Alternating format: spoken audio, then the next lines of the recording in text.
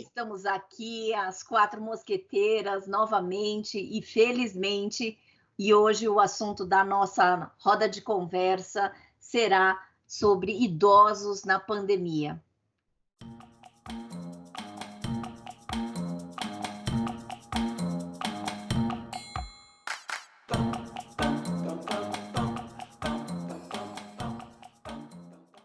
Quando a gente estava alinhando o que nós falaríamos e conversaríamos, a Júlia sugeriu para que a gente buscasse, né, os significados no dicionário das palavras confinamento, isolamento e distanciamento. E aí, então, eis o significado de cada um. Isolamento significa que esse foi o que nos doeu mais, né, nos surpreendeu mais. Isolamento significa separar com impossibilidade de comunicação, tornar incomunicável e solitário, afastar-se do convívio social. Já confinamento significa limitar, restringir, clausurar, encerrar e prender. E distanciamento, pôr-se distante, afastar-se, apartar-se. Todas essas modalidades e condições que nós vivemos, seja lá o nome que nós dermos, elas também acontecem tanto físico quanto social. E que a gente precisa endossar que nenhuma dessas condições, né, em nenhuma das condições precisaremos fazer, né, o social, apenas o físico. Então, passo a bola para as minhas queridas, para quem quiser continuar esta conversa, porque é uma roda de conversa. Então, eu vou começar a trocar algumas ideias com vocês, né, a partir das definições que a Karina leu, né, e a gente vê que as palavras confinamento e isolamento, elas são mais pesadas do que a palavra distanciamento, né, porque elas dão ideia de prisão, elas dão ideia de que você tem que ficar solitário, né, que você não pode ter contatos e tal, e o distanciamento, ele já, por si, dá uma ideia de que a parte física, sim, o distanciamento é necessário por conta da questão do contágio, né? Mas o social, não.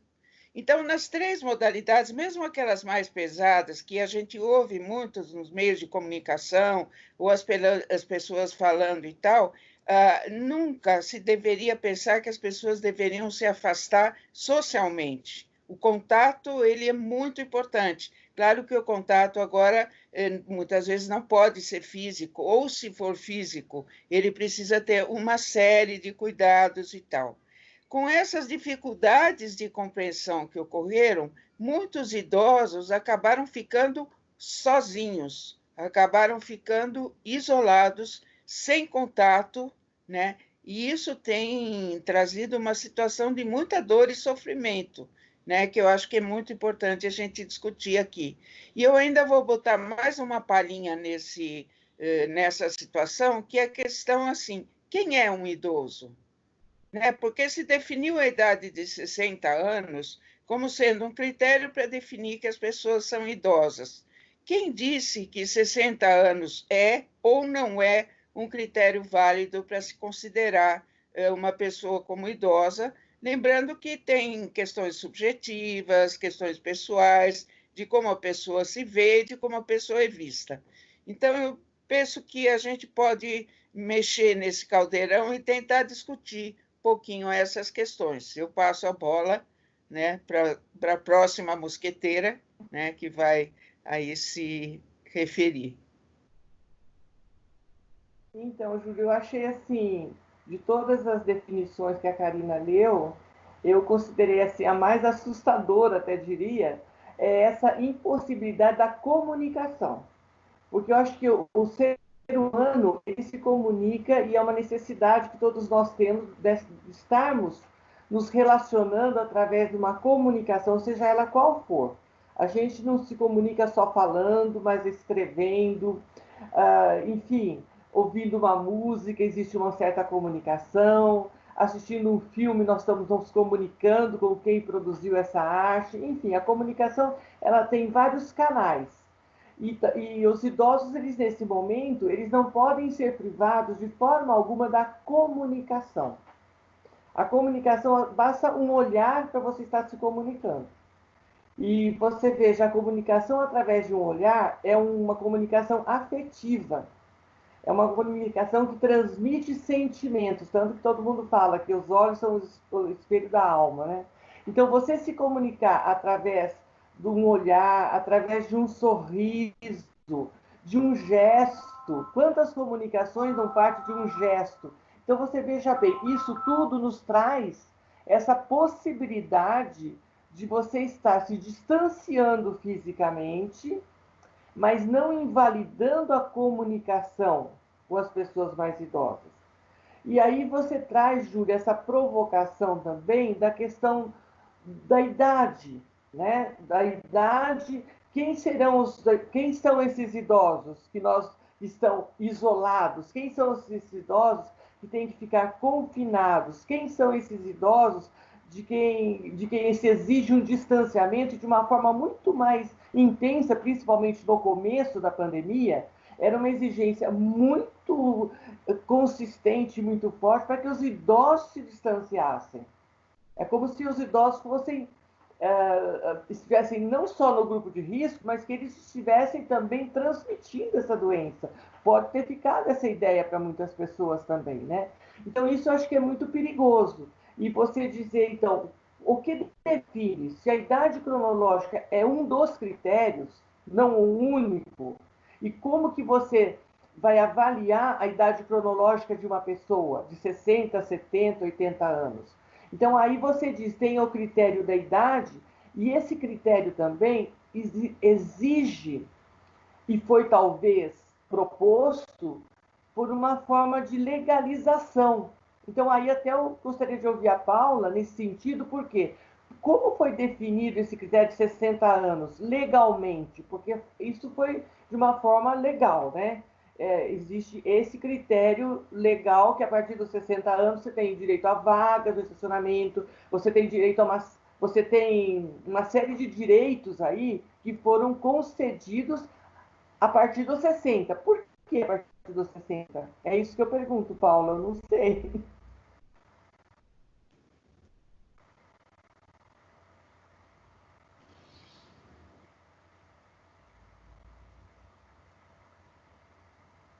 Hoje eu resolvi dar trabalho tecnológico, né? Todo mundo tem sua hora.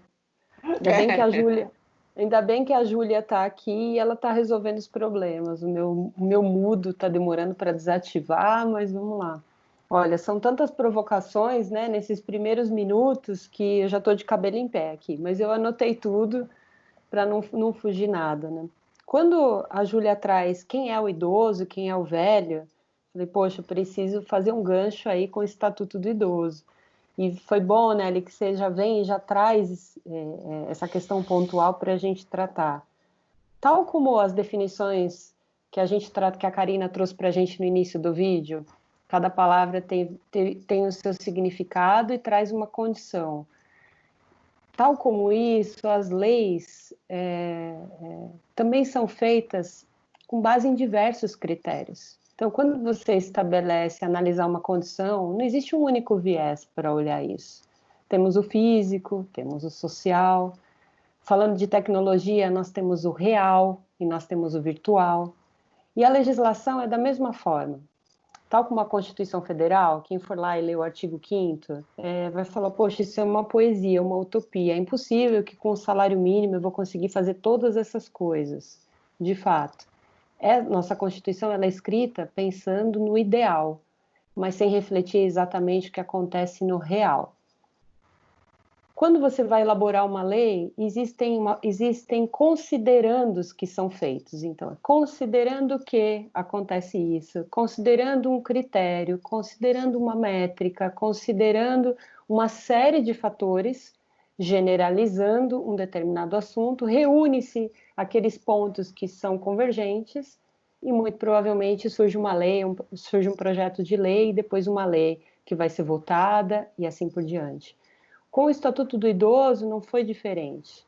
É feita uma pesquisa com base escuta-se opinião médica, lê-se literatura médica, lê-se condição, lê-se faixas de natalidade e mortalidade. Então, com base numa série de conjuntos, começa a se definir quem é o avatar daquela lei, quem é o perfil daquela lei. Para a próxima roda, eu vou fazer uma leitura específica, buscando quais foram os considerandos do Estatuto do Idoso, porque hoje eu desconheço eles. O que eu conheço é a semântica e a dogmática com que as leis são feitas, e certamente ele fez esse protocolo. Eu vou fazer uma leitura de quem foram as pessoas ouvidas para elaborar o Estatuto do Idoso. Quem teve interesse maior em fazer com que isso veiculasse, isso muito provavelmente vai responder questões que a gente vai poder ter muito assunto para as próximas rodas. Mas fato é, hoje o idoso, ele é considerado pela lei, pelo Estatuto do Idoso, alguém com 60 ou mais de 60 anos. E trazer esse único critério para definir quem é o idoso é algo tanto frágil demais para a gente tratar. Só que como as informações na comunicação, jornalismo e nas grandes redes são feitas sempre com base em legislação ou com base em artigos que são escritos, e todo mundo vai acabar se baseando no Estatuto do Idoso. E eu acho que é uma provocação muito interessante a gente traçar quem é o perfil realmente desse idoso.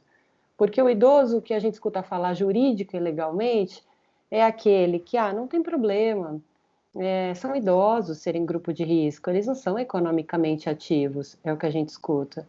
Não tem problema não ter vagas de trabalho, ou eles se tornarem invisíveis para a sociedade, porque que contribuição eles podem trazer? Não tem problema. Então, assim, é como se fosse subjugada a condição daquele ser humano que fez 60 anos e mais, então ele fica invisível, ele não existe mais. Ele é tratado como um peso na previdência social. Não, muitos idosos, pessoas estão vivendo cada vez mais, então isso traz um problema. Então são tantas interpretações negativas sobre o tema que realmente isso só desfavorece cada vez mais a condição. Um dos motivos que me fez me interessar pelo envelhecimento, pelas pessoas que são ativas, e eu não estou falando economicamente, eu estou falando ativas em ideias, em ser transformadoras de agências de transformação, foi perceber que muitos idosos que eu venho conhecendo nesses últimos 2 anos, em especial agora, nesse período que a gente está distanciado fisicamente, ver a capacidade dos idosos que continuam fazendo suas leituras, continuam se posicionando, continuam trazendo informações, trazendo discussões como essas e mostrando para quem está lá no início da linha do tempo que é possível, sim, como a Nelly disse uma vez, nós somos todos da mesma geração, porque estamos todos vivendo hoje. Então, eu queria devolver uma pergunta para vocês, que eu sempre tenho dúvida, aí no Momento Cast eu falo muito isso. Eu nunca vi problema em dizer ele é velho. O primeiro episódio do Momento Cast, que eu fiz com meu pai, fiz uma homenagem para o meu avô, eu trouxe o velho do futuro. E eu sempre achei idoso uma forma um pouco politicamente correta de falar de pessoas que já estavam um pouco mais avançados na linha do tempo, ou muito mais avançados na linha do tempo que eu. Então, é indelicado eu dizer, ele é velho, ela é velha? Eu posso até responder, Paula, porque no meus 77 anos, para mim não me incomoda nem um pouco. Eu acho que realmente eu sou. O que significa a palavra velho? Que já viveu bastante. Eu não sou gasta, não sou usada. Eu sou velha. Né? É uma diferença muito grande, porque às vezes as pessoas misturam essas palavras, esses adjetivos. Né? É antiga. É uma pessoa antiga, não. Porque se eu estou vivendo esse tempo, como você disse, eu estou vivendo o meu tempo junto com você, que é tão mais nova que eu, nós estamos vivendo as mesmas situações, experiências mais ou menos iguais, nós estamos vivendo o mesmo tempo, vamos dizer assim, né? Então, eu sou velha, mas eu ainda permaneço curiosa, eu permaneço querendo conhecer o que está acontecendo ao meu redor. Então, isso não me incomoda de maneira alguma dizer que eu sou velha ou idosa. Eu só não gosto de dizer que eu sou antiga, porque acho que antigo já é algo um tanto quanto pejorativo, porque o antigo ficou na antiguidade. Ele não permanece no tempo de hoje, né? É antigo. é o móvel antigo, é a pintura antiga, é um estilo antigo, então que não se acomoda, para mim, uma interpretação muito minha. Parece que o antigo ele é uma raridade que não se acomoda no tempo presente. Para mim, me soa mais ou menos assim. Agora, velho ou idoso, um móvel velho, ele pode estar sendo usado ainda. Não tira a utilidade, não tira as condições, as qualidades que ele sempre teve. Ele pode estar um pouco mais velho, mas ele continua sendo aquele objeto, aquela pessoa. Então, eu não me incomodo, não. Com 77 anos, posso responder a tua pergunta, que não me incomoda nem um pouco. Até porque, como a Júlia até trouxe, a idade cronológica, ela é um dos critérios para você se considerar velho ou idoso. Não é o único critério, né? Eu acho que, como a gente sempre fala, né, que nós temos o tempo cronológico e o tempo simbólico, né? Então, não sei se também isso a gente pode trazer para a questão da nossa idade, da nossa existência, da nossa vivência, né? Nós temos um tempo cronológico e temos o nosso tempo simbólico, em que a gente cultiva dentro de si mesmo a criança que nós fomos, o adolescente que nós fomos. Nós guardamos dentro de nós tudo isso que nós já vivemos. Não é porque você fica velho que você apaga a sua vida e fica só nessa condição. Nós somos uma história, então nós temos dentro de nós todas as idades do mundo. E talvez até a gente já consiga pensar até na nossa idade futura, que é uma projeção, que é uma perspectiva, que é um desejo, que é um sonho, não sei. Eu sei que a gente só vive, mesmo o Viktor Frankl falava isso, né, que a gente só vive com essa perspectiva do futuro também, né? Nós não podemos deixar de lado essa perspectiva. Acho que é mais ou menos isso, né? A resposta de uma idosa ou uma velha, como você quiser chamar. Eu acho bonito, né? Porque você, Nelly, você tem uma alma de criança, né? E assim, você, das mosqueteiras no nosso grupo, às vezes você nos manda, né, fotos de flores, fotos, né, lindas, vídeos que nos fazem lembrar sobre a vida. Então, assim, eu acho bonito porque de você não se perdeu a questão da comunicação.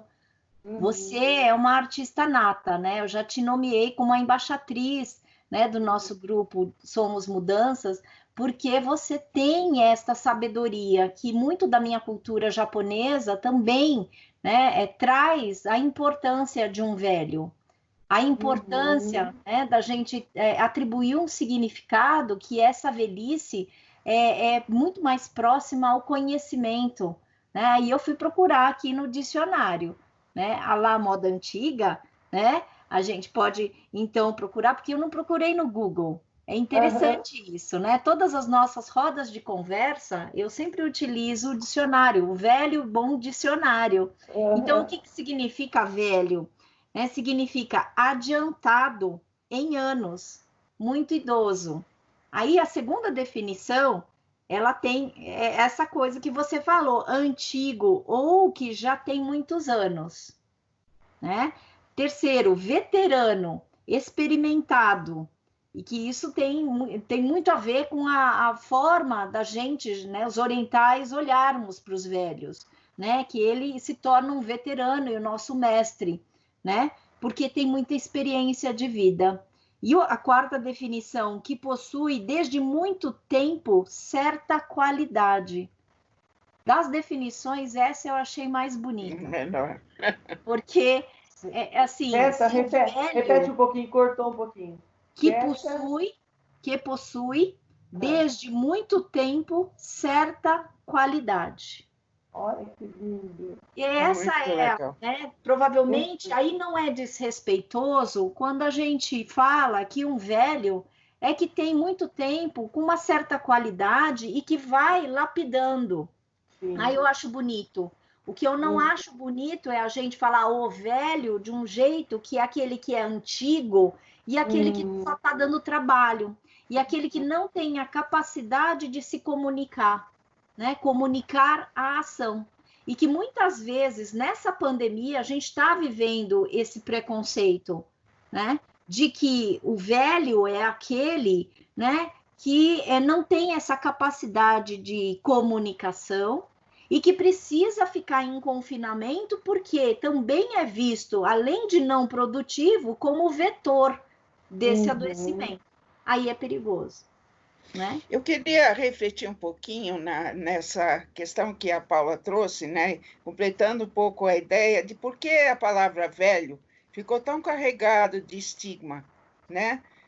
Quando a gente pensa que, vamos dizer, começaram todas essas discussões sobre o envelhecimento, tinha a ver com o fato que muitas pessoas estão, de fato, vivendo mais anos e tal, então se começou com essa questão toda, e a palavra velho, aqui no Brasil, então, a palavra portuguesa, né, velho, ela vem carregada de estigma com essa coisa de ser gasto, de ser usado. Então, começaram a se criar uma série de eufemismos, né, para lidar com a palavra velho. A pior delas, a mais cretina, desculpe o termo forte, né, é melhor idade. Né?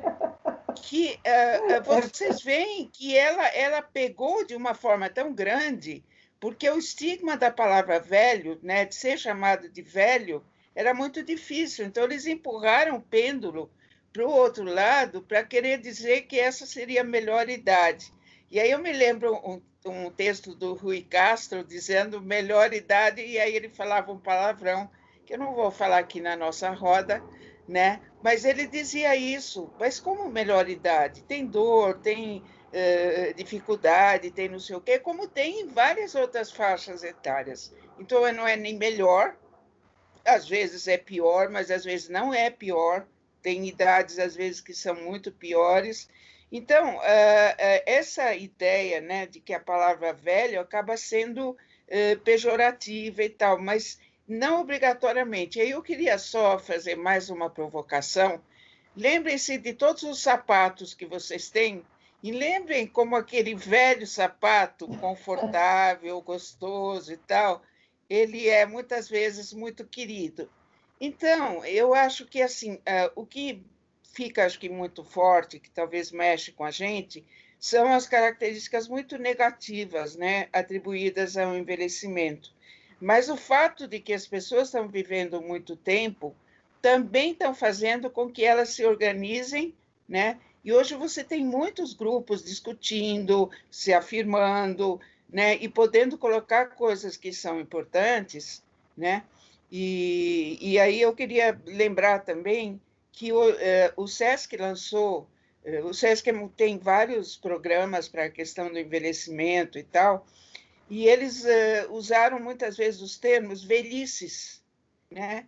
Porque pela questão da diversidade desse grupo. Se vocês se imaginarem o seguinte, que é o grupo que vive mais tempo numa faixa etária, porque se de fato começar aos 60 e o número de centenários está aumentando cada vez mais, nós temos 40 anos de vida, né? Que tem muita coisa para ser feita, né? Se a dor nas costas permitir, se a gente conseguir ouvir bem, né? Então a gente ganha um fone de ouvido e aí tudo fica melhor, né? A gente tem os óculos, né, que ajudam, a gente usa mais um lado que o outro, enfim, a gente vai conseguindo consertar essas coisas, né? Então eu fiquei pensando nisso, né, que somos diversos, né? E isso é uma coisa muito importante para o momento que as pessoas dizem os velhos, os idosos, e, pelo amor de Deus, não os da melhor idade, né? Vamos parar com essa coisa cínica que não é verdadeira. E uma coisa que eu brinco muito com meus alunos, não chamem os velhos de senhorzinho e senhorinha, né? Porque a gente tem que usar o diminutivo, né, para uma pessoa idosa, né? Ou velha, ou passada não, mas...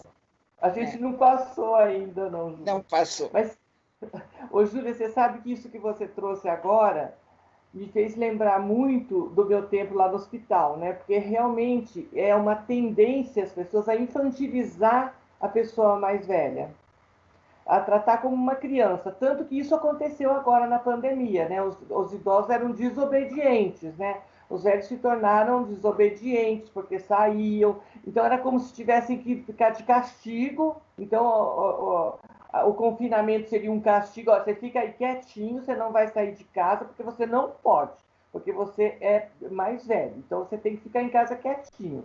Então é aquela coisa de criança, você vai ficar aqui no cantinho, bem quietinho aqui. Então não é aquela questão de você conversar como se fosse um adulto mesmo e uma pessoa mais experiente na vida e falar, olha, você sabe o risco que você está correndo, né? Então, por favor, por amor a mim, por tudo que eu amo você, se cuida, né? Se cuida, você sabe se cuidar. Você sabe que você é muito valioso para nós, para a sociedade. Então, por favor, fique em casa. Não é aquela questão de você colocar uma punição porque você é do grupo de risco. Então, no hospital se tratava muito isso, infantilizando a velhice. Então, a vozinha, o vozinho, a senhorinha, é um anjinho, uma fofinha, ai, como ela é fofinha, ai, gente, isso aí é demais, né? Ai, que fofinha. É uma senhora simpática, uma senhora graciosa, uma senhora amável, uma senhora muito querida por todos, mas fofinha, a gente fala para aquele bebezinho que é fofinho, né, que tem aquelas bochechinhas. Então, é uma infantilização, que eu acho que a gente corre o risco de, por querer tirar esse estigma, né, como você mesmo disse, para driblar esse preconceito, começa a tratar a pessoa de uma forma carinhosa demais. Como você falou, cinicamente carinhosa, né? Porque, na verdade, não existe uma melhor idade. Tem um texto muito bonito que chama-se A Idade de Ser Feliz, que sempre foi atribuído ao Mário Quintana, mas há pouco tempo eu descobri que é eu não vou lembrar agora, desculpa, mas depois eu posso até procurar e dar. A Karina, talvez você encontre aí no seu Google, que inclusive é uma pessoa trans, é Gabriel, tem o sobrenome dele, mas agora não. Mas é Letícia Lans, o nome dela como trans. E é dele esse texto, dele ou dela esse texto, não do Mário Quintana, como sempre ouvi falar que era. E outro dia fiz uma pesquisa para ver a veracidade, e esse texto fala a idade de ser feliz. Que não existe uma idade para ser feliz, então não existe uma melhor idade. A melhor idade é que a gente está vivendo. É o que você está fazendo com esse tempo que você está vivendo. Quando eu falei, eu tenho todas as idades do mundo, que é uma frase da Cora Coralina, espero que seja dela também, porque a gente lê tantos textos, tantas poesias, que no fim você vai atrás e não era aquela pessoa, mas eu acho que é dela. Então, veja, a idade melhor que nós temos é esse tempo presente, onde a gente pode fazer tudo, onde a gente pode agir, onde nós podemos revelar quem somos. O passado eu já vivi, o futuro eu tenho uma perspectiva, agora o presente é meu. O presente é esse tempo que eu tenho. Então eu acho que foi muito bem lembrado essa questão que você traz, desses eufemismos de melhor idade e dessa infantilização da velhice, porque isso não é a realidade. É você querer passar para a pessoa mais velha, para o idoso, uma falsa ideia de que ela está vivendo o melhor da vida dela. Não, nós estamos vivendo cada momento o melhor de nós mesmos.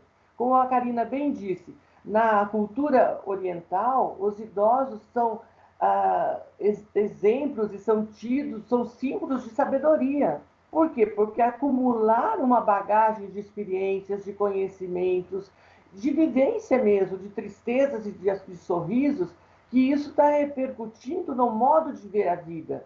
E o que é a grande sabedoria da vida? É você saber viver. É você aceitar a vida como ela chega até você, mudando o que você pode mudar e também se adaptando ao que você não tem como mudar. Eu acredito que isso seja mesmo uma chamada que nós estamos fazendo nessa nossa roda, para que as pessoas se atentem a esses pontos, né? eu principalmente como já desse grupo, né, de idosos, de velhos, chamando essa atenção que isso faz bem para nós sermos considerados nesse próprio tempo e que essa melhor idade seja o hoje. Eu me sinto participando como fundadora de um movimento sutil de rebelião dos idosos, porque como é bom ouvir de uma forma tão clara e tão simples esse posicionamento, porque conversar com crianças também de uma forma como se elas não entendessem, porque isso a gente faz um paralelo, e as crianças também vêm sendo tratadas dessa forma, não infantilizadas, mas é como se elas fossem inferiores num processo onde ela não entende nada e quem está ali no meio caminho da jornada entende tudo, né? E depois conversando com os velhos e com os idosos, como se eles realmente já tivessem passados e sem condição de definir o que é melhor para si. Claro que vão ter situações especiais onde a pessoa realmente vai precisar de alguém ponderando por ela ou com ela, mas é muito bom ouvir tudo isso e traz muito material para reflexões e para trabalhos. Muito, muito bom. E a questão uma dúvida, uma outra questão que eu tenho, que eu queria compartilhar, uma provocação, não uma dúvida. Pesquisando para fazer materiais para os podcasts, né? Pensando nesse tsunami prateado, pensando na quantidade de pessoas que estão envelhecendo, pensando no mercado de trabalho, jovens, extremamente jovens, à frente de grandes startups, tendo ideias geniais, fazendo milhões de dólares, mas passam uma brisa diferente, eles abandonam tudo e vão fazer outra coisa. Eles não criam raízes naquilo, eles não se submetem a jornadas de trabalho como a minha geração se submeteu com 17, 18 anos. Então, eles estão muito mais voláteis, eles estão muito mais dinâmicos. E aí escuta-se no mercado de trabalho dizer que o mix perfeito seria trazer esse jovem superpotente com um profissional extremamente maduro, e o mix disso talvez trouxesse maior perenidade para a companhia. E aí esse sempre foi um assunto que eu fiquei pensando sobre ele, falei, vou começar a estudar e vou produzir materiais nesse tema. Mas para minha surpresa, tudo que... Devo estar batendo no microfone, né? Mas para minha surpresa... Não? Para minha surpresa, tudo que eu encontrei foi todo o material que tem para pessoas com mais de 55 anos na internet, ou está falando de saúde, ou está falando de algum tratamento de alguma enfermidade, ou tratamento psíquico, ou é muito difícil. E se tem algum curso falando de arte, falando de criatividade, de inovação, sempre é num viés infantilizado. Nunca é algo assim impactante. Aí eu fiquei, poxa, não tem nada nesse mercado, para essa faixa etária, com mais de 55 anos, não tem nenhum material sendo produzido de relevância, onde a pessoa possa sentir, ouvir ou assistir sem subjugar. Então, sem ser subjugada. E eu trago essa reflexão porque os idosos e os velhos, eles estão na internet, acessando todo tipo de conteúdo sem nenhum critério, sem nenhum tipo de educação. Os materiais que estão sendo produzidos são materiais que evidenciam doença e morte. O que vocês pensam disso? Olha, eu vou começar, mas a gente vai reverberando, né? Eu trabalhei durante toda a minha vida, ainda trabalho numa universidade, né? E acho muito interessante, quando começaram os chamados programas... outro eufemismo é a terceira idade, né? Então, você começa a fazer as contas e a conta não fecha, né? Porque infância, adolescência, vida adulta, então seria a quarta idade, não terceira, né? Então, tem essas coisas malucas dos nomes que se dá, mas, enfim, esse nome terceira idade também pegou muito fortemente, né? E na universidade, então, se criou universidade aberta. Essa palavra eu achei interessante. Universidade aberta à terceira idade. E, por exemplo, na USP, né, que é onde eu trabalho, a ideia começou com as pessoas mais velhas fazendo matérias da graduação junto com os jovens. Essa ideia eu achei bem legal. Então, você escolhe de um cardápio de disciplinas, por exemplo, lá da psicologia, só aquelas que não são profissionalizantes, aquelas não pode, né, porque aquelas são só para estudantes de psicologia. Mas as outras matérias todas que discutem questões psicológicas e tal, elas estão abertas às pessoas mais velhas.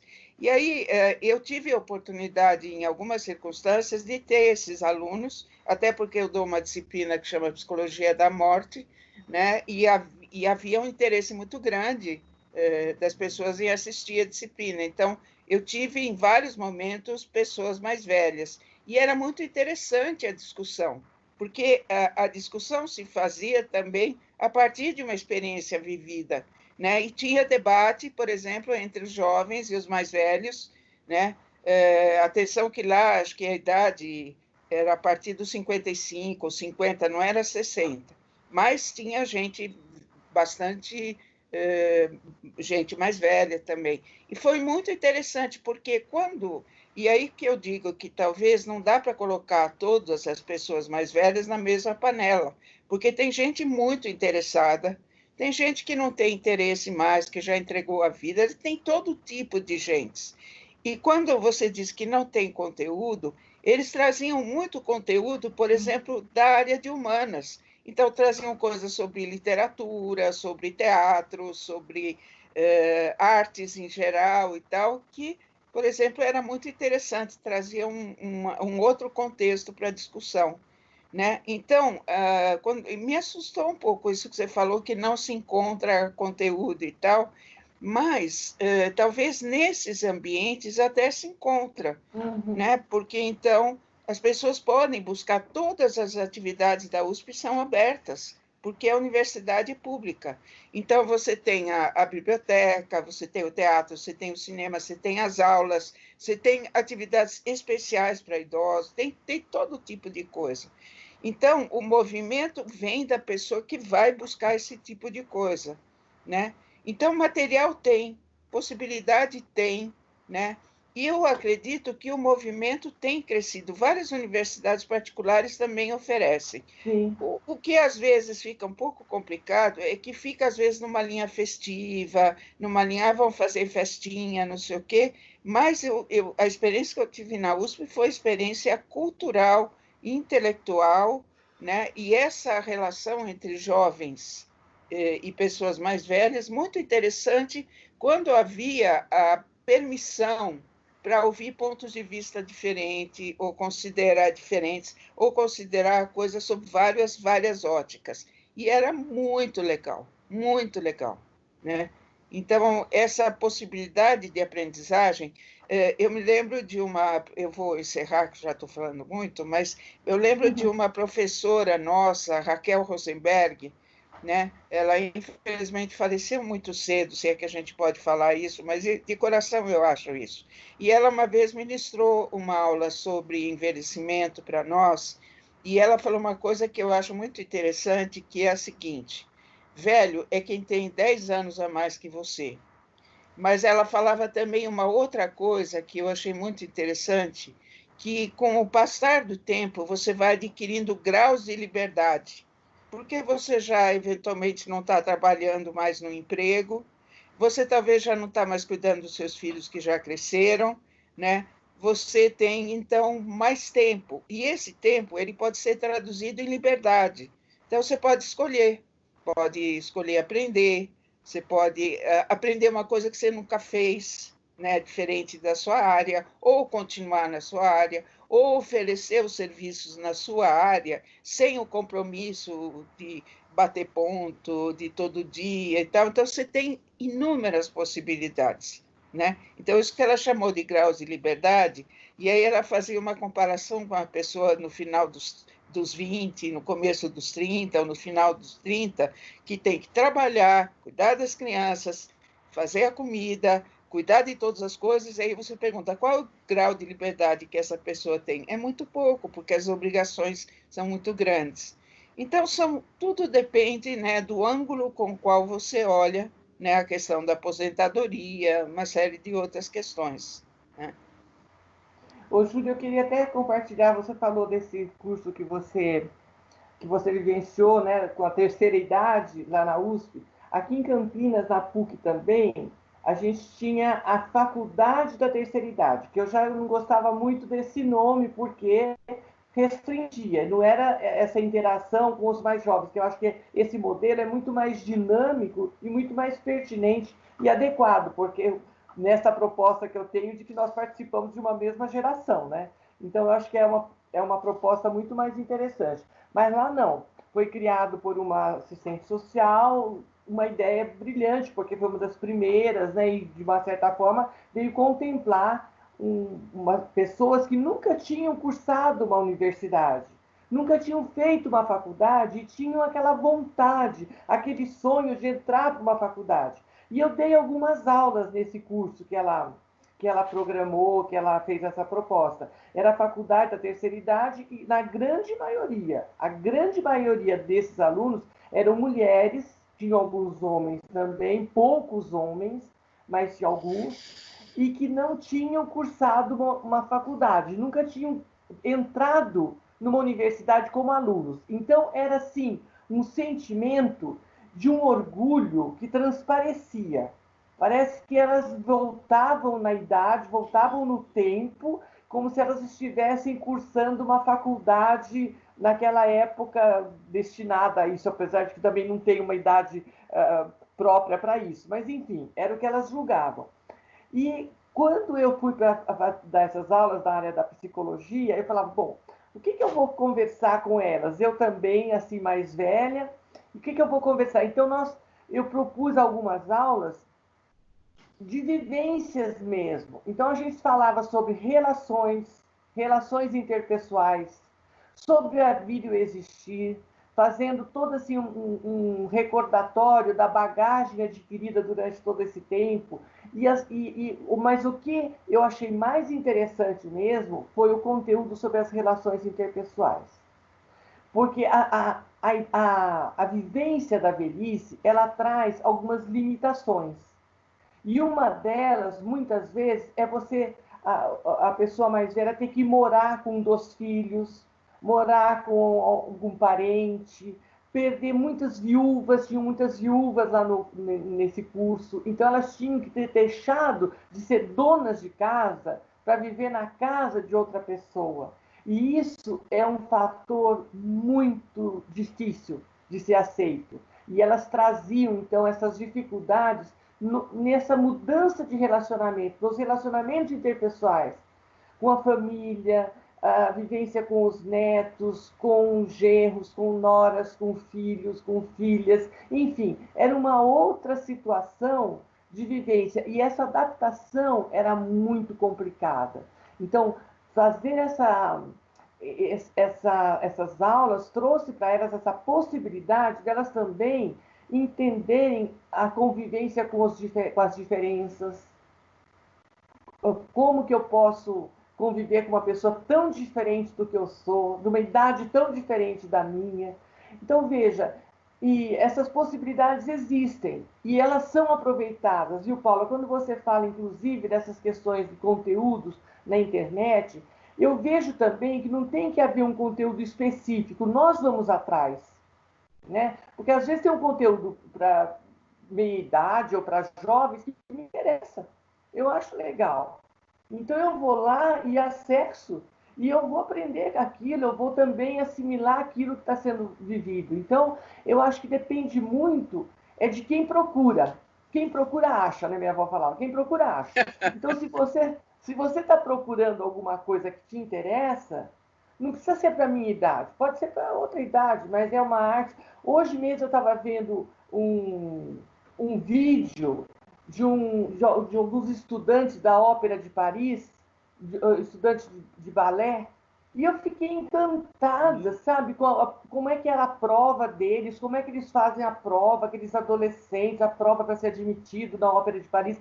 É uma coisa assim, que é para adolescente, para a idade mais jovem, para entender se gosta de balé, não gosta, qual a dificuldade para entrar nessa carreira, mas me encantou, sabe? Me encantou. É como se eu estivesse também ali, querendo ser uma bailarina da Ópera de Paris. Então, depende muito do seu interesse em estar aprendendo, em estar percorrendo, enfim, esses caminhos tão diversos que a gente tem para percorrer, né? E eu acho bonito, Nelly, que você traz, né, que quem procura acha, como você aprendeu com a sua avó, né? Porque também o método de procura, né, que a Paula fez, veja se não faz sentido isso. Se não fizer, a gente joga fora. Mas assim, o método foi pela internet. E a procura dos idosos é diferente, né? Porque a gente tem um outro estilo de busca de conhecimento e de aquisição de conhecimento, que não foi educado para ser por meio da internet. Então, talvez também, porque é isso, a Nelly procurou, mas assim, ela já tem uma forma, né, psicoeducativa de buscar o conhecimento. E assim foi, até pelo estilo, né, que ela está falando, porque tudo vai depender, primeiro, de quem é esse velho, como ele tem buscado, né, uma qualidade de vida e várias outras situações para lidar com as dificuldades, com as restrições, com a modalidade. Eu falei agora para os nossos alunos, né, da suicidologia, da pós-graduação. Gente, e eu pedi para o pessoal do administrativo da USCS, falei, olha, eu vou pedir um cuidado especial, sempre peço para os meus professores, mas com a Nelly. A Nelly é uma senhora de 77 anos que se habilitou e se abriu para dar esta aula online. Que é coisa mais, né? É uma forma mais de reverência que eu posso oferecer para a Nelly, inclusive por essa gratidão. Porque é isso, Nelly, você lá estava lá no treinamento esperando o horário, a data. Então, assim, é isso. O método de busca e o estilo desta pessoa é que vai diferenciar, não é a idade cronológica, como, né, a Júlia falou. Não é assim, a maneira como essa pessoa ela foi vivendo e respondendo às situações. Né? E aí, por isso que eu acho que aquela quinta definição de velho, que é o tempo que se leva, né, para a pessoa ter uma habilidade, uma qualidade, a qualidade é essa, de você lidar com as adversidades e as limitações, porque a velhice é uma fase que traz várias limitações, e talvez seja por isso que algumas pessoas, alguns idosos, sejam infantilizados.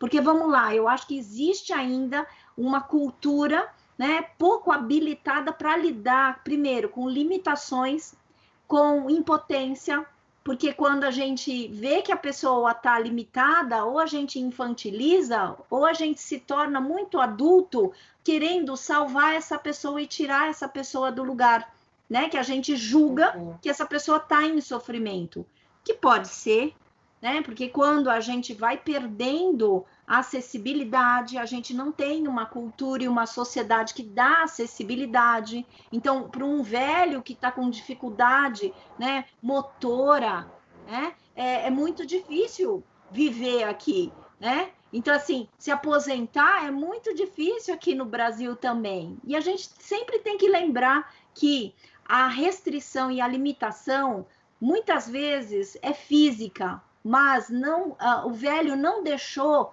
né? E ele não está limitado nem emocionalmente, nem relacionalmente. E são os idosos que são os nossos mestres, inclusive nessa maneira relacional da gente viver um pouco em paz.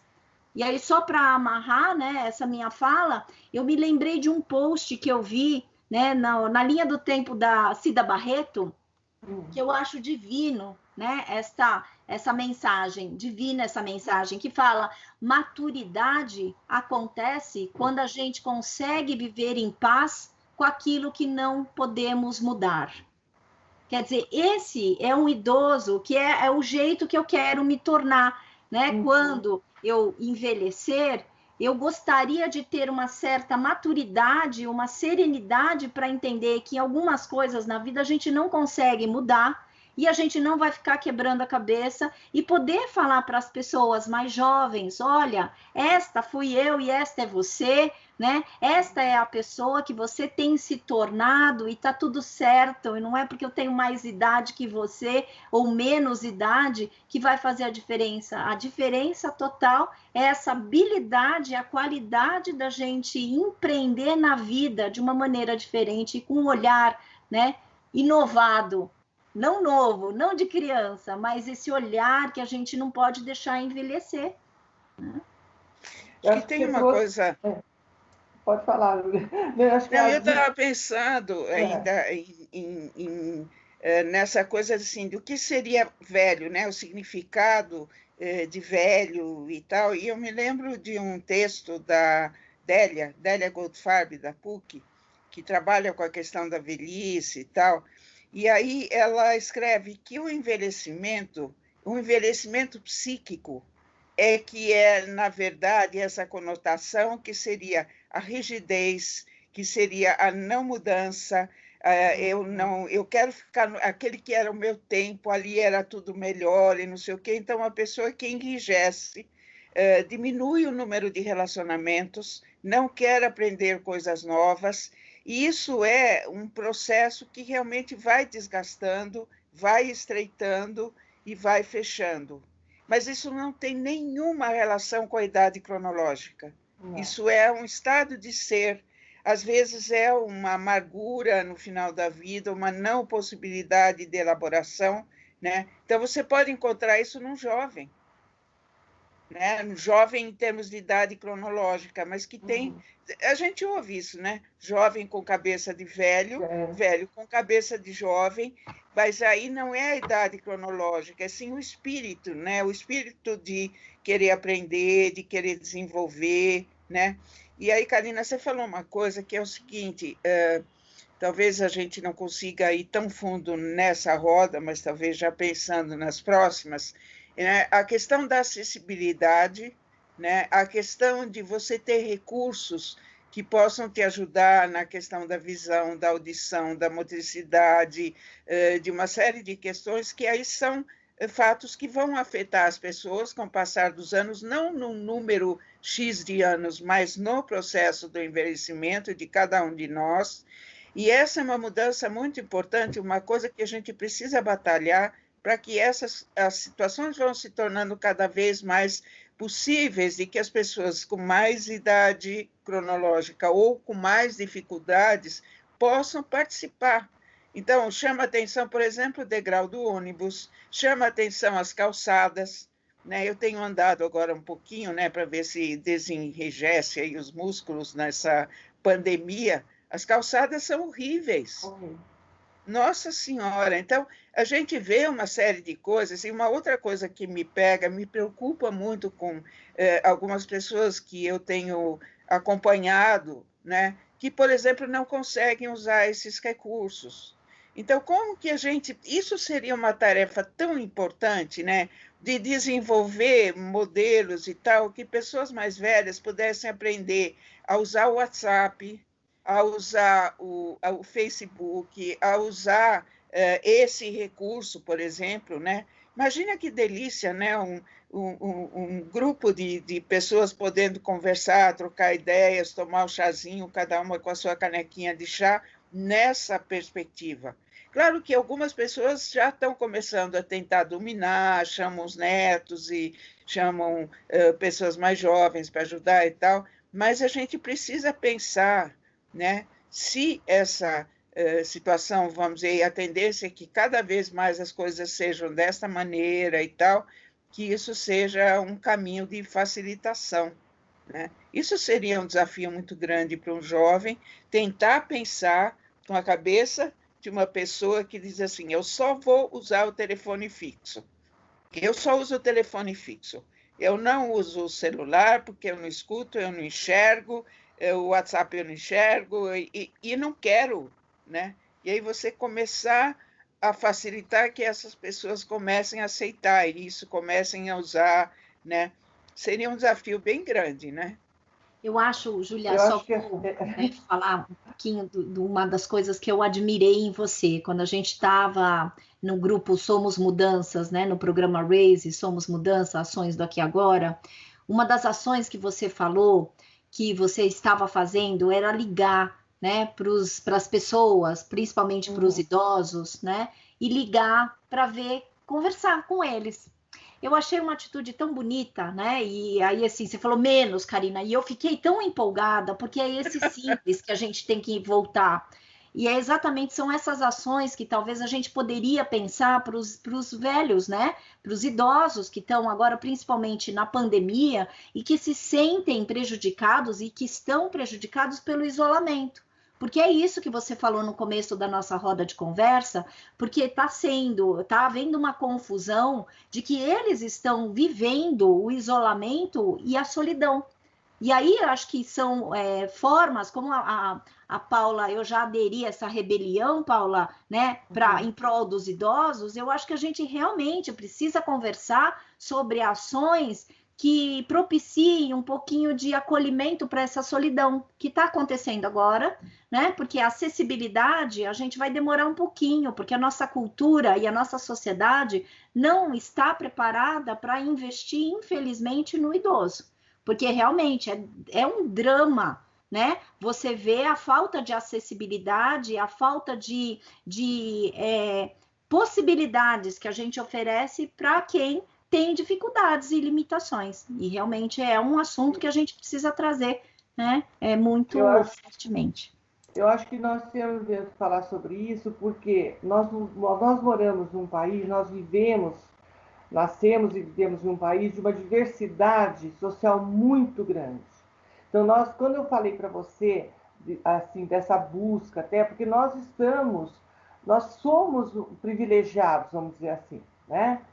Eu, na minha idade, eu tenho conforto, eu tenho conhecimentos, eu tive a oportunidade de estudar, eu tenho amigos como vocês, eu tenho a oportunidade de ainda dar alguém que se preocupa comigo na questão de dar uma aula online.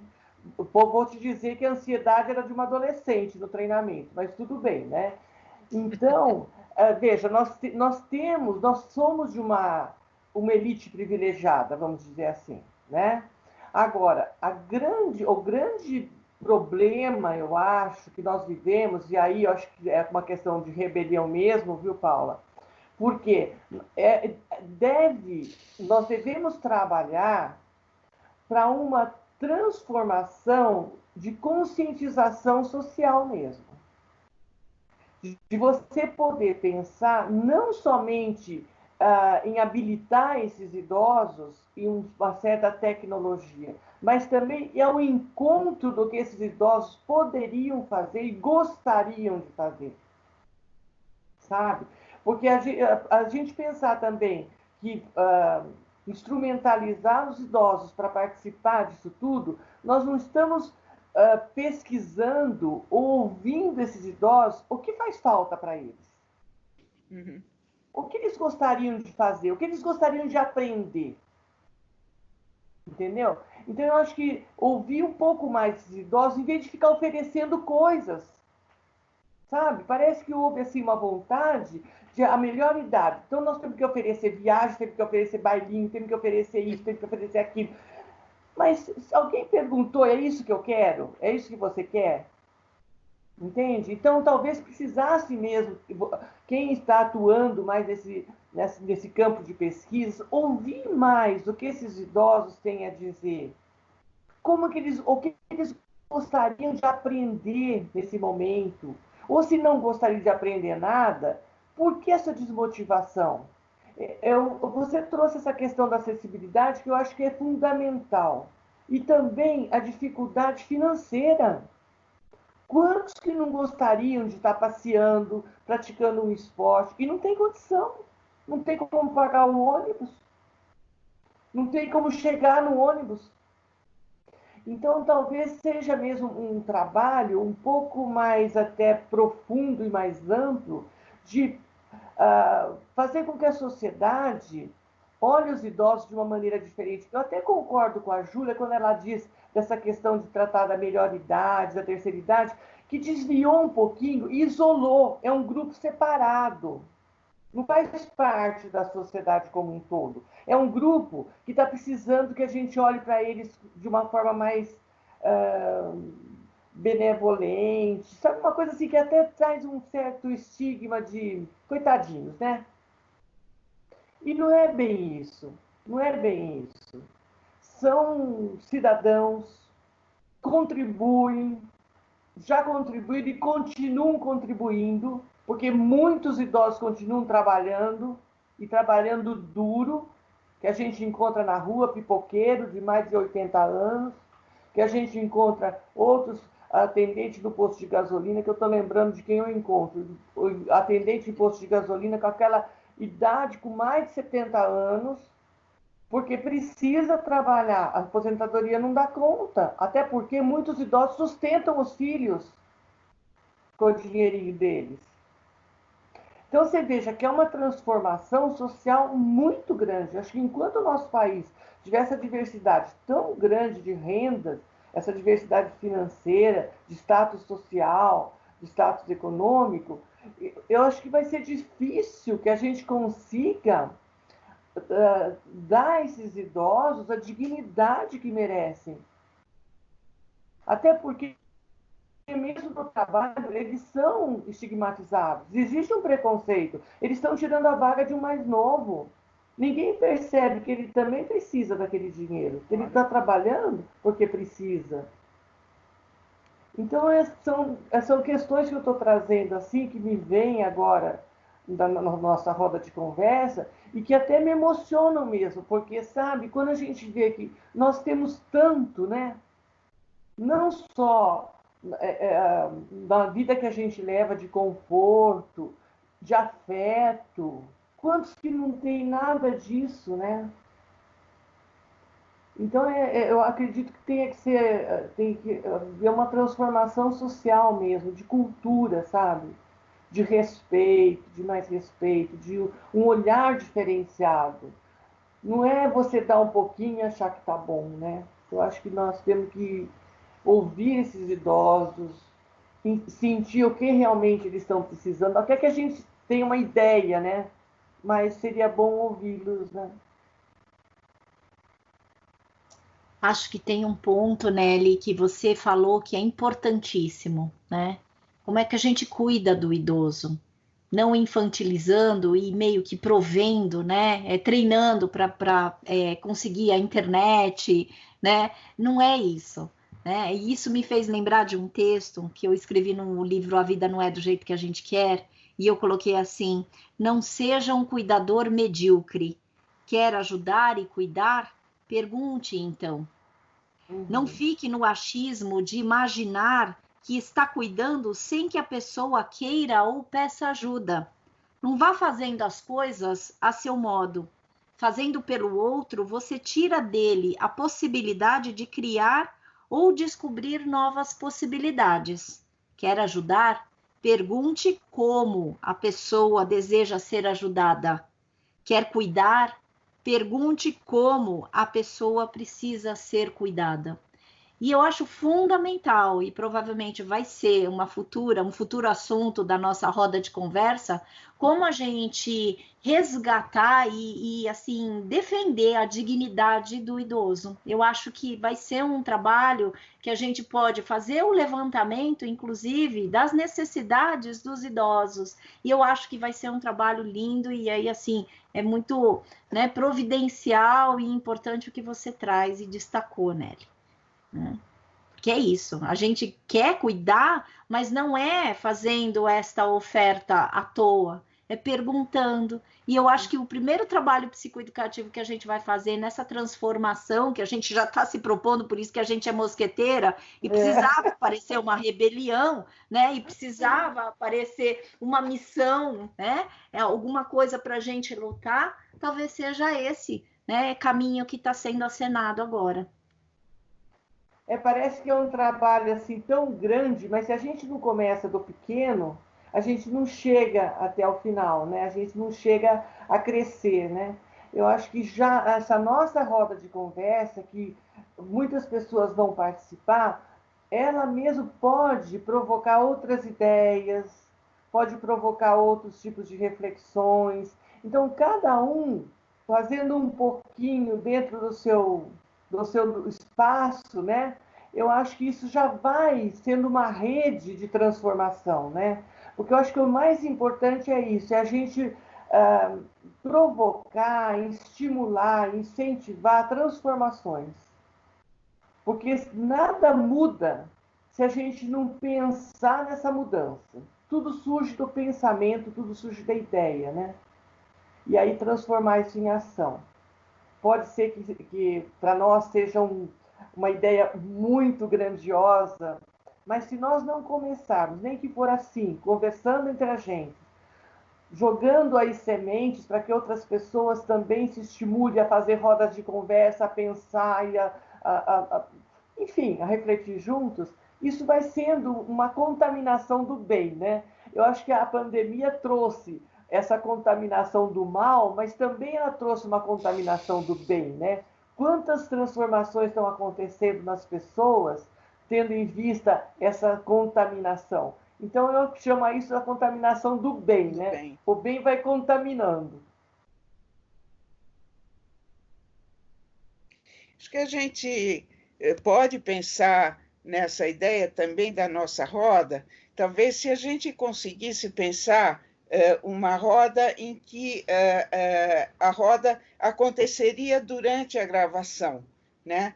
Com pessoas que ou a gente convidaria, tentaria ver e tal, então eles participariam ao vivo, né? Eles teriam o espaço das perguntas, das questões e tal, e nós estaríamos facilitando, abrindo, refletindo, enfim, poderia ser uma proposta, né, que a gente poderia tentar fazer ao vivo. Pode ser. Pode ser uma boa ideia. Uma ótima Agora, ideia. como fazer isso? Ô, Paula, como fazer isso é você que é a tecnóloga aí. A Júlia tem plenas condições. A Júlia também é. Eu vou ficar no apoio só, na parte técnica da edição e a Júlia pilota aí a live. Então, eu acho que nós vamos tentar conversar esse tipo de coisa e fazer uma proposta, né? E para quem vai ouvir, né, a nossa gravação e tal, não sei se a gente tem algum modo, talvez, das pessoas entrarem em contato conosco, né, e darem sugestões e tal, né? Pelos e a gente poderia, comentários. Né? Nos próprios comentários do vídeo, isso. As pessoas podem colocar sugestões, trazer ideias, colaborar aí na criação desse evento. Muito bom. E a gente também vai pensando e tal, né, que seria um desafio para nós, porque viriam questões, né, e a gente estaria debatendo entre nós aqui e com as pessoas também, né, num troca ao vivo. Mas isso significa que é só o distanciamento físico mesmo e a gente vai né, ter uma ousadia, né, de experimentar uma possibilidade de ter uma interação social de um outro jeito. Sempre tem chance, né? Sempre tem outras formas. Eu acho que até seria interessante se a gente pudesse convidar não só as pessoas mais velhas, mas também alguns mais jovens, para poder estar trazendo as ideias, ter esse contraponto aí nas reflexões, né? O que vocês acham? Acho perfeito, porque o que a gente vai precisar trazer, né, é esse agrupamento, né, das idades, né? Então a gente não começa a setorizar, mas assim a gente precisa ter realmente esse trabalho de transformação que um jovem possa conversar com um velho, né, um adulto, e aí assim não vai ter melhor idade, são todas as idades juntas, né, para a gente poder aprender, né, com o outro aquilo que ele tem para ensinar. Né? Claro. Eu acho que é muito bacana mesmo, né? E quando a gente vê uma sociedade que, assim, que felizmente hoje em dia, quando um idoso entra num ônibus e aí eu vejo um jovem se levantando para ceder o lugar, isso tem mudado. Eu fico muito feliz, porque eu falo, ainda bem que a cultura brasileira tem sido, né, trabalhada nesse sentido. Antigamente eu não via, né, esse tipo de coisa. Eu, como adolescente, por causa dessa minha educação nipônica, né, eu sempre tive a recomendação e o ensinamento da minha mãe que todas as vezes que eu via algum idoso, eu precisava me levantar para ceder o lugar. Então, eu tenho essa reverência que eu tive com minha avó, né? Então, assim, com os idosos, eu adoro, né? Porque é esse trabalho que eu fui tendo, né, na minha educação. E hoje eu fico muito feliz. Então, a tua ideia, Nelly, eu acho que é perfeita, porque se a gente propõe essa roda de conversa e abre para todas as idades, a gente também não vai estar setorizando. Pois que só serve para idosos. É para tudo, se a gente quer fazer uma transformação social. Isso, né? Justamente. Até isso me fez lembrar quando, acho que os nossos ouvintes não deverão estar sabendo, mas o filho da Karina nos ajudou fazendo uma chamada das nossas rodas de conversa. E quando eu vi aquele trabalho dele, eu quis falar com ele diretamente com ele, não através da Karina. Eu usei só o e-mail da Karina, mas para poder conversar com ele e agradecer pessoalmente ao Enzo, né, que é o nome do filho dela, agradecer pessoalmente, porque eu acho que nesse agradecimento eu quis passar para ele realmente que ele estava me ajudando, que ele estava nos ajudando. Um jovem, um adolescente, né? Nem jovem ainda, adolescente mesmo, nesse grupo nosso tão eclético, tão heterogêneo, né, pelas idades, mas que ele se inseriu ali, Então, essa possibilidade de comunicação, já que nós estamos falando de comunicação, né, dentro dessa questão da pandemia, a importância da comunicação que a gente deve ter diretamente com as pessoas, né? Então, com os idosos que agora estão sofrendo tanto com esse isolamento, que, segundo a Karina leu no dicionário, é uma interrupção total de comunicação, não só comunicação física, mas também uma comunicação verbal, uma comunicação visual, não cabe isso. O isolamento, ou confinamento, ou distanciamento social não impede a troca, a comunicação de afetos. Pelo menos não deveria impedir. Porque a comunicação do afeto é o que mantém o ser humano vivo.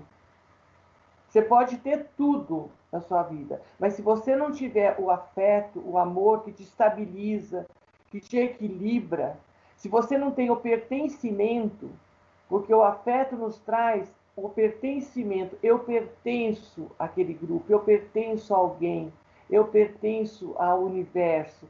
Então, isso tudo é comunicação.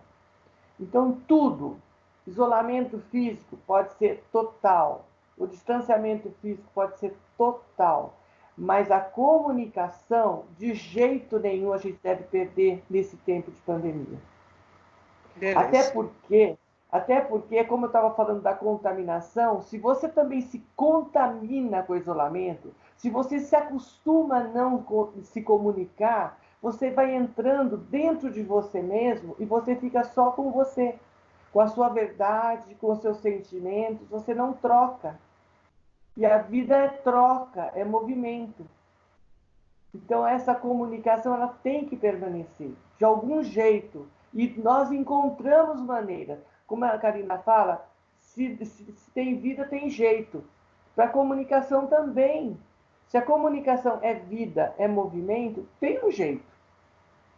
A gente encontra, de qualquer maneira. Muito bem. Então é isso, meninas. Muito bom. Sempre aprendendo tanto com vocês. Obrigada por hoje, por mais essa, hein? Por mais essa aventura. Também quero agradecer, né, esse momento excepcional, esse momento de encontro, né, que a gente teve, né, com as nossas ideias e com os nossos sentimentos, com o nosso respeito pelo movimento de cada uma de nós aqui dentro desse grupo, né. Eu acho que a gente tentou germinar algumas ideias, ou germinou algumas ideias que a gente vai agora tentar desenvolver. Eu quero agradecer muito, foi excepcional também. Estou muito feliz. Coisa Eu linda, também. gente.